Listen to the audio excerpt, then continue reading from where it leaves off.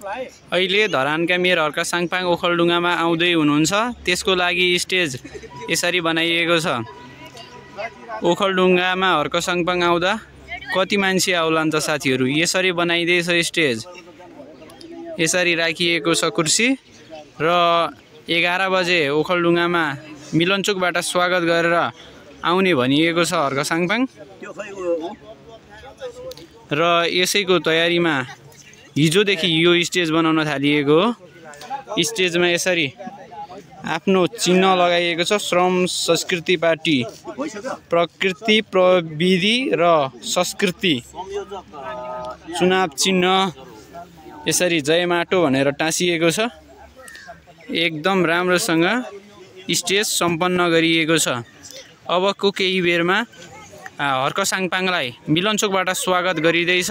त्यसका लागि र हर्क साङपाङ ओखलढुङ्गामा आउँदै हुनुहुन्छ। यसको स्वागतमा कति मान्छे आउलान्, के भन्नु होला भनेर सुन्न चाहनुहुन्छ भने यो च्यानललाई फलो गर्नु होला साथीहरू। सबैजनाले यो भिडियोलाई शेयर गर्नु होला। ओखलढुङ्गामा आज निकै भव्यताका साथ श्रम संस्कृति पार्टीको सुरुवात हुँदैछ र आज हर्क साङपाङलाई पनि मिलनचोकबाट स्वागत गरिँदैछ। हजुरको शुभ नाम चाहिँ? नमस्कार, मेरो नाम पौल राई, ओखलढुङ्गा चिसोको गढी 8। काठमाडौँको तपाईँ चाहिँ? म ओखलढुङ्गा काठमाडौँ सम्पर्क समितिको चाहिँ संयोजक हुनुहुन्छ होइन? हजुर। आजको कार्यक्रमको बारेमा के छ त? यो सेड्युल अलिकति कहाँदेखि हामीले रेडियो सुरुवात गर्ने अनि यो कार्यक्रममा कसरी आउने, कहाँदेखि आउने भन्ने कुरा अलिकति यो बारेमा बताइदिनुहोस्। आजको कार्यक्रम चाहिँ हाम्रो 10 बजे हाम्रो स्वागत कार्यक्रम मिलनचोकमा हुनेछ। त्यहाँबाट मिलनचोकबाट चाहिँ हामी र्यालीसहित आउनेछौँ। त्यहाँ चाहिँ अब चारैतिरको हाम्रो ओखलढुङ्गा जिल्लावासीहरू त्यो मिलनचोकमा आउनुहुन्छ। अनि त्यहाँबाट चाहिँ हामीले पञ्चे बाजासहित त्यहाँबाट चाहिँ हाम्रो अध्यक्षज्यूलाई हिँडाएर र्यालीका साथ यो स्थानमा ल्याउने हाम्रो सेड्युल चाहिँ छ।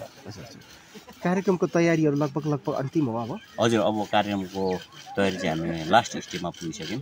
अब हल्का केही कुराहरू हामी मेन्टेनेन्स गर्दैछौँ। के छ अब तपाईँ यहाँ आयोजकसँग पनि सम्पर्कमा हुनुहुन्छ होइन? हजुर। के छ तयारीहरू, प्रचार प्रसारको कस्तो छ, जनमानसको उपस्थिति कस्तो होला होइन? हामीले चाहिँ अब यो एउटा चाहिँ पहाडी भूभाग भएको र भूगोल भएको कारणले हामीले चाहिँ कसरी गरेको छौँ भने एउटा तराई जस्तो त सहजीकरण छैन नभएको कारणले भूगोल अनुसार हामीले एफएमबाट चाहिँ सूचना गरेको छौँ र अर्को पम्पलेट मार्फत त्यो हामीले चाहिँ त्यो विज्ञापन जस्तो एउटा गरेको छौँ होइन। अनि त्यसपछि मिडियाकर्मी साथीहरूबाट चाहिँ पनि हामीले चाहिँ सूचनाहरू प्रसारण गरेर चाहिँ हामीले चाहिँ यो स्थानमा र यो विशाल आमसभाको लागि विशाल आमसभालाई चाहिँ हामीले भव्य बनाउनुको लागि चाहिँ त्यसरी सूचना गरेको छौँ। अब सामाजिक सञ्जालहरू फेसबुक, टिकटक होइन, यस्तै मिडिया सम्पूर्ण कुराबाटै हामीले चाहिँ प्रिपेयर भएको छौँ सर। माहौल कस्तो देखिन्छ संस्कृति पार्टीको? माहौल भन्दा पनि अब एउटा माहौल चाहिँ कस्तो देखिन्छ भने यहाँको परिवेशहरूलाई देख्दाखेरि मान्छे स्पष्ट खुलेर आउन नसक्ने, तर भोट चाहिँ के त, आस्था चाहिँ के त, माटोमा। हामी भोट चाहिँ माटोमा दिन्छौँ र यो विकल्प भनेको हाम्रो विकल्प भनेको अब माटै हो। र पहिलेका दिनहरूमा हामीले चाहिँ एउटा वाक्कादिक्क भएको अवस्थाहरूले गर्दाखेरि हामी माटोमा भोट दिन्छौँ भन्ने कुराहरू चाहिँ अभिव्यक्तिहरू चाहिँ दिनुहुन्छ उहाँहरूले। पछिल्लो समय धेरै पार्टीहरू पनि अहिले नयाँ पार्टीहरू पनि खुलिएको छ नि त। पुरानोसँग त आजित भयो होइन? हजुर। तर पछिल्लो समय अन्य पार्टी पनि खुल्न त खुलेको छ। किन मात्रमै अहिले जनताले आस्था राखिरहेका छन्, आशा भरोसा गरिरहेका छन् जस्तो? अब यो चाहिँ के हो भने हाम्रो अध्यक्षज्यूको काम र कर्तव्यले हो।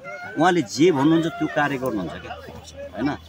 जस्तै अब उहाँले चाहिँ त्यो म पहिले होइन धरानमा चाहिँ पानी खुवाउँछु भनेर त्यस्तो 42-43 किलोमिटर चाहिँ उहाँले पानी ल्याएर खुवाउनु भयो नि। अनि त्यसपछि फेरि उहाँहरू जुनसुकै अवस्थामा हाम्रो अध्यक्षज्यू चाहिँ हामीसँग के नालीमा पनि छिर्नुहुन्छ, ढुङ्गा नि बोक्नुहुन्छ। त्यही कारणले चाहिँ मान्छे चाहिँ धेरै प्रभावित भएर चाहिँ माटोलाई रुचाएको मान्छे। देखावटी पनि भन्छन् नि त, हर्क साङपाङ जसरी नालीमा छिर्दै गर्दाखेरि आफू दिन्छ हाल्दै गर्दाखेरि यस्तो हुन्छ कि सर। अब देखावटी त्यो चाहिँ 2-4जनाले भनेको पनि हुन्छ, पक्ष र विपक्ष पनि हुनसक्छ होइन। 2-4जनाले भनेको पनि होलान् र भन्छन् होला पनि, तर धेरै मान्छेले चाहिँ त्यो कार्यलाई बुझेर मात्रै आएको हुन्छन् क्या। है जुनसुकै ठाउँमा उहाँलाई चाहिँ के त बुझेर उहाँको कामलाई र उहाँको कर्तव्यलाई बुझेर आउनुभएको छ है। अब जस्तै अब अरूले चाहिँ अब एउटा जुन योजना उनीहरूको भिजनहरू भन्छन् तर त्यो पुरा गर्दैन क्या। अब हाम्रो यो ठाउँतिर अब चुनावको माहौल आयो, मैले सुनेको छु अब सबै हाम्रो बाटो चाहिँ पुरै कुना पिच हुन्छ भन्ने कुरा चाहिँ अब एउटा भ्रम छर्न थाल्नुभएको छ क्या। त्यो चाहिँ चुनावको लागि मात्रै हुनेछ क्या। तर हाम्रो अध्यक्षज्यूले चाहिँ त्यो गर्नुहुन्न क्या। उहाँले जुन कुरा गर्नुहुन्छ नि त्यो कुरा चाहिँ उहाँले पुरा गर्नुहुन्छ क्या।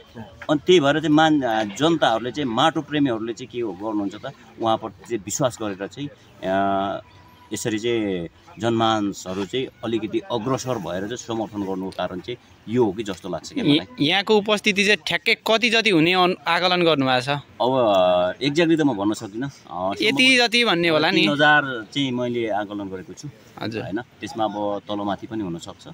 एक्ज्याक्टली चाहिँ अब यो पहाडी भेग छ हैन, हजुर यहाँ गाडीहरू पठाउने अनि मासु भात व्यवस्था त्यो छैन? हाम्रो त्यो चाहिँ छैन। सायद त्यो भएको भए हाम्रो 8-10 हजार हुन्थ्यो होला मासु भात र गाडीको व्यवस्था गरेको भए हैन। किनभने यो ठाउँ त त्यही ब्याकग्राउन्डबाट आएको ठाउँ हो हैन। त्यही माथि पहाडी भूभाग छ, टाढाबाट मान्छे आउन नसक्दा गाडी पठाइएको छ कि छैन? छैन, त्यस्तो चाहिँ हामीले गरेको छैनौँ।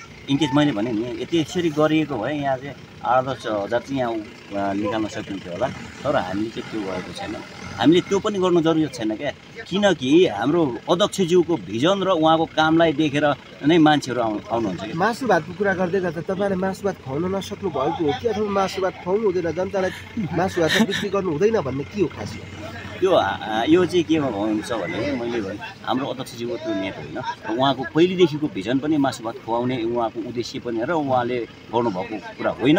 र यो मासु भातले चाहिँ के हुन्छ भने कि देशलाई बिगार्ने र विकृति ल्याउने कुरा हो नि त, हो कि न? मासु भातले चाहिँ के गर्छ नि त, के भयो त यहाँ देश डुबिसकेछ नि त।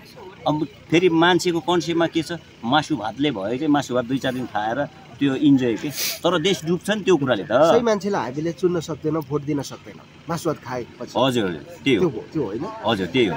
हजुर यो हर्कसाङपाङ र तपाईँहरू त ओखलढुङ्गाकै पनि हुनुहुन्छ, ओखलढुङ्गाको समस्या के छन् र त्यो पुरा गर्नको लागि वा त्यो समस्या समाधान गर्नको लागि त्योमा एजेन्डा के छन्?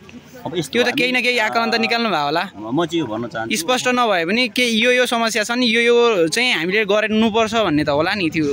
त्यो चाहिँ के छ? अब यस्तो हो, हामीले एउटा भनौँ भने यो भर्खर सुरुवातीको अवस्थाहरू छ। हामीले होइन अब तपाईँ चुनावमा त पक्कै जानुहुन्छ, केही न केही त एजेन्डा होला। त्यो एजेन्डाहरू केही चाहिँ जुन प्रमुख रूपमा उठ्नुपर्ने एजेन्डाहरू चाहिँ के छन्? हाम्रो यस्तो छ, एजेन्डा भन्दा पनि यहाँको एजेन्डा त यहाँ यस्तो छ कि सम्पूर्ण विकृति छ कि यो गर्न नसक्ने नै असम्भव कुराहरू नै जस्तै देखिन्छ क्या। तर हामीले हाम्रो एजेन्डा भन्दा पनि हामीले होइन भोलिका दिनहरूमा के कसरी गर्ने भन्ने कुरा चाहिँ हामी होमवर्क गर्दै जान्छौँ क्या। हजुर है त्यस कारणले अहिले नै मैले चाहिँ एक्ज्याक्टली हाम्रो एजेन्डा यो त्यो भन्ने मतलब हुन्छ नि। अब धरानका मेरो हर्कसाङपाङले 10 वर्ष त्यो चुनाव जित्नुभन्दा अगाडिदेखि नै पानी भनेर आन्दोलन गर्दै हुनुहुन्थ्यो, त्यो अहिले पुरा पनि गर्नुभयो भन्नाले ओखलढुङ्गामा चाहिँ त्यस्तो के छ भन्न खोजेको? विशेष भनेको चाहिँ हामी चाहिँ बाटोलाई फोकस गर्ने कुरा छ, किनकि जताततै बाटोहरूको कन्डिसनहरू देखिएकै कुरा चाहिँ यो त बाटो भनेको त रामहरीले पनि पहिला त्यही भनेर चुनाव जिते, त्योभन्दा अगाडि यगेरा सुनवारले पनि त्यही भनेर चुनाव जिते, अब पनि तपाईँहरूले पनि त्यही चुनावै जित्नको लागि त भन्नुभयो होइन? त्यो यो चाहिँ श्रम संस्कृति पार्टीलाई किन विश्वास गर्ने? होइन यस्तो हो क्या, म चाहिँ के भन्छु भनेदेखि हामीले त्यसरी भ्रम फैलाउँदैनौँ होइन है। भ्रम फैलाउनु हामी यो गर्छौँ त्यो गर्छौँ भनेर भन्दैनौँ कि हामीले कुन कुरालाई चाहिँ सम्भव छ र कसरी गर्न सकिन्छ भोलिका दिनमा त्यो चाहिँ हामी पारदर्शी तरिकाले गर्छौँ क्या, जुनसुकै कुरा गरे पनि। हजुर त्यो हामीले अब यसरी उनीहरू जस्तो अब कुना पिच गरिदिन्छौँ, यो गरिदिन्छौँ त्यो गरिदिन्छौँ भनेर हामी भन्न पनि सक्दैनौँ। र हाम्रो मेन श्रम संस्कृतिको पार्टीको उद्देश्य पनि त्यो होइन कि हामीले चाहिँ के त त्यो नभएको कुरालाई चाहिँ हामी गर्दैनौँ र उहाँले गर्नुभयो। हामीलाई शिक्षा भनेको त्यो छैन क्या होइन, जुन सम्भावित कुराहरूलाई र त्यो सम्भव हुने कुरालाई हामी गर्नेछौँ प्रायः चाहिँ। अब नमस्कार, धन्यवाद। समय र संवादको लागि धेरै धेरै धन्यवाद पावलजी।